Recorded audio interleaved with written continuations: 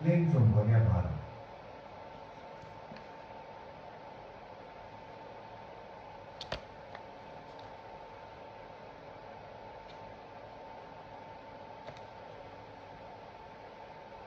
एक दिन किसी लुटेरों के सरदार ने संतान की कामना से देवी भद्रकाली को नरबलि देने का संकल्प किया। उसने इस काम के लिए किसी मनुष्य को पकड़कर मंगवाया, किंतु वह मरण भय से इनके चंगुल से छूटकर भाग गया। उसे ढूंढने के लिए उसके साथियों ने बहुत दौड़ धूप की, परंतु अंधेरी रात में उसका कहीं पता न चला। अकस्मात दैव योग से उनकी दृष्टि जड़ भरत जी पे पड़ी, जो एक टांग पर खड़े होकर हरिण, सुअर आदि जानवरों से खेत की रखवाली कर रहे थे। इन्हें देखकर वे लोग बहुत प्रसन्न हुए और यह पुरुष पशु उत्तम लक्षणों वाला है, इसे देवी की भेंट चढ़ाने से हमारे स्वामी का कार्य अवश्य सिद्ध होगा। यह समझकर वे लोग इन्हें रस्सी से बांधकर देवी के मंदिर में ले गए। उन्होंने इन्हें विधिवत स्नान कराकर कोरे वस्त्र पहनाए और आभूषण, पुष्पमाला और तिलक आदि से अलंकृत कर भोजन कराया। फिर गान, स्तुति एवं मृदंग तथा मजीरों का शब्द करते हुए इन्हें देवी के आगे ले जाकर बिठा दिया। तदनंतर पुरोहित ने उस पुरुष पशु के रुधिर से देवी को तृप्त करने के लिए मंत्रों से अभिमंत्रित किए हुए कराल खड्ग को उठाया और चाहा कि एक ही हाथ से उनका काम तमाम कर दें। इतने में ही उसने देखा कि मूर्ति में से बड़ा भयंकर शब्द हुआ और साक्षात भद्रकाली ने मूर्ति में से प्रकट होकर पुरोहित के हाथ से तलवार छीन ली और उसी से उन पापी दुष्टों की सिर काट डाले। एक दिन की बात है, सिंधु सौवीर देशों का राजा रहुगण तत्व ज्ञान प्राप्त करने की इच्छा से कपिल मुनि के आश्रम को जा रहा था। इक्षुमती नदी के तीर पर पालकी उठाने वालों में एक कहार की कमी पड़ गई। दैव योग से महात्मा जड़ भरत जी आ पहुंचे।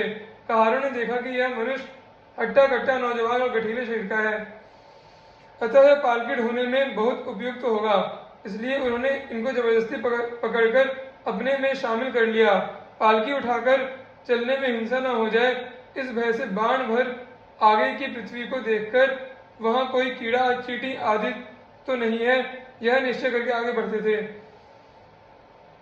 इस कारण इनकी गति दूसरे पालकी उठाने वालों के साथ एक सरीखी नहीं हुई और पालकी टेढ़ी होने लगी। तब राजा को उन पालकी उठाने वालों पर बड़ा क्रोध आया और वह उन्हें डांटने लगा। इस पर उन्होंने कहा कि हम लोग तो ठीक चल रहे हैं, यह नया आदमी ठीक तरह से नहीं चल रहा है। यह सुनकर राजा रघुगण, यद्यपि उनका स्वभाव बहुत शांत था, क्षत्रिय स्वभाव के कारण कुछ तमतमा उठे और जड़ भरत जी के स्वरूप को न पहचान उन्हें बुरा भला कहने लगे। जड़ भरत जी उनकी बातों को बड़ी शांति पूर्वक सुनते रहे और अंत में उन्होंने उनकी बातों का बड़ा सुंदर और ज्ञानपूर्ण उत्तर दिया। राजा रघुगण भी उत्तम श्रद्धा के कारण तत्व को जानने के अधिकारी थे। जब उन्होंने इस प्रकार का सुंदर उत्तर उस पालकी ढोने वाले मनुष्य से सुना, तब उनके मन में यह निश्चय हो गया कि हो न हो ये कोई छद्म वेशधारी महात्मा है। अतः वे अपने बड़प्पन के अभिमान को त्याग कर तुरंत पालकी से नीचे उतर पड़े और लगे उनके चरणों में गिड़गिड़ाने और क्षमा मांगने। तब जड़ भरत जी ने राजा को आध्यात्मिक तत्व का बड़ा सुंदर उपदेश दिया, जिसे सुनकर राजा कृतकृत्य हो गए और अपने को धन्य मानने लगे। जड़ भरत जी द्वारा राजा रघुगण को दिए उपदेश का विस्तृत वर्णन श्रीमद् भागवत के 5वें स्कंद के अध्याय 11 से 14 तक देखना चाहिए।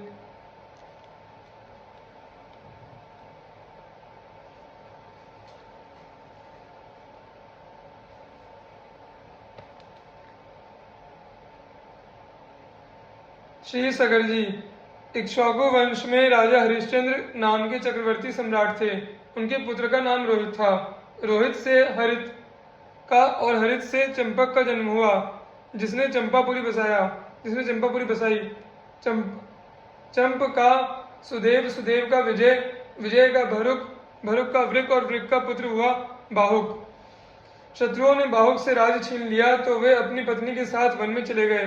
वन में जाने पर बुढ़ापे के कारण जब उनकी मृत्यु हो गई तो उनकी पत्नी भी उनके साथ सती होने को उद्यत हुई, परंतु महर्षि औरव को यह मालूम था कि रानी गर्भवती हैं, अतः उन्होंने उन्हें सती होने से रोक दिया। जब उनकी सौतों को यह बात मालूम हुई तो उन्होंने रानी को भोजन में विष मिलाकर दे दिया, परंतु ईश्वर कृपा से घर पर उस विष का कोई प्रभाव नहीं हुआ और विष गर्भ सहित बालक का जन्म हुआ था, अतः वह बालक सगर नाम से प्रसिद्ध हुआ।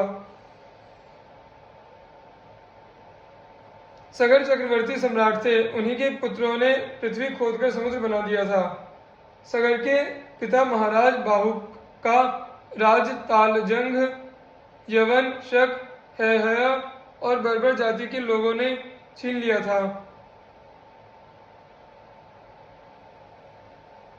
सगर ने गुरुदेव और उसे संपूर्ण धनुर्वेद का ज्ञान प्राप्त कर इन जातियों पर आक्रमण कर दिया और बुरी तरह पराजित कर दिया, परंतु अपने गुरुदेव और की आज्ञा मानकर उन सबका वध नहीं किया, बल्कि उन्हें विरूप बना दिया। इसके बाद राजा सगर ने और ऋषि के उपदेशानुसार अश्वमेध यज्ञ के द्वारा भगवान की आराधना की। उनके यज्ञ में जो घोड़ा छोड़ा गया उसे इंद्र ने चुरा लिया। उस समय महारानी सुमति के गर्भ से उत्पन्न 60,000 सगर पुत्रों ने अपने पिता की आज्ञानुसार घोड़े के लिए सारी पृथ्वी छान डाली। खोदते खोदते उन्हें पूर्व और उत्तर के कोने में कपिल मुनि के पास अपना घोड़ा दिखाई दिया।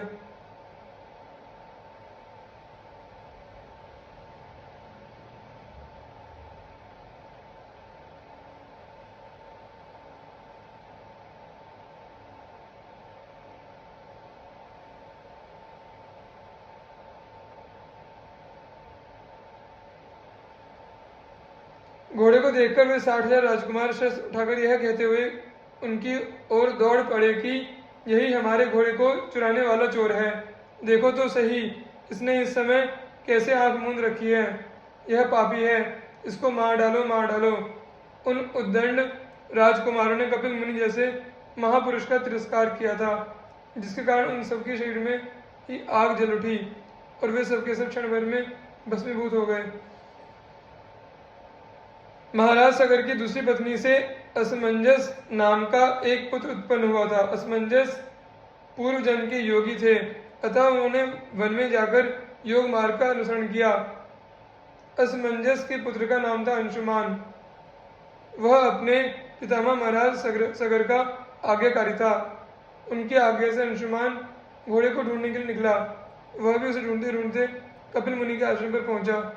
वहां उसे अपने चाचाओं के शरीर की भस्म, यज्ञ, अश्व और भगवान कपिल मुनि के दर्शन हुए।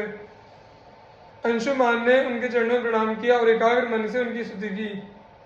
अंशुमान की विनम्रता और साधु भाव से भगवान कपिल बहुत प्रसन्न हुए और बोले, बस अंशुमन, यह घोड़ा तुम्हारे पितामह का यज्ञ पशु है, इसे तुम ले जाओ। तुम्हारे भस्मीभूत चाचाओं का उद्धार केवल गंगा जल से होगा और कोई उपाय नहीं है। अंशुमान ने बड़ी नम्रता से उन्हें प्रसन्न किया और उनकी परिक्रमा करके इस घोड़े को ले आए। राजा सगर ने उस यज्ञ पशु द्वारा यज्ञ की शेष क्रिया पूरी की और अंशुमान को राजभार सौंप स्वयं विषयों से निष्प्रिय और बंधन मुक्त हो गए।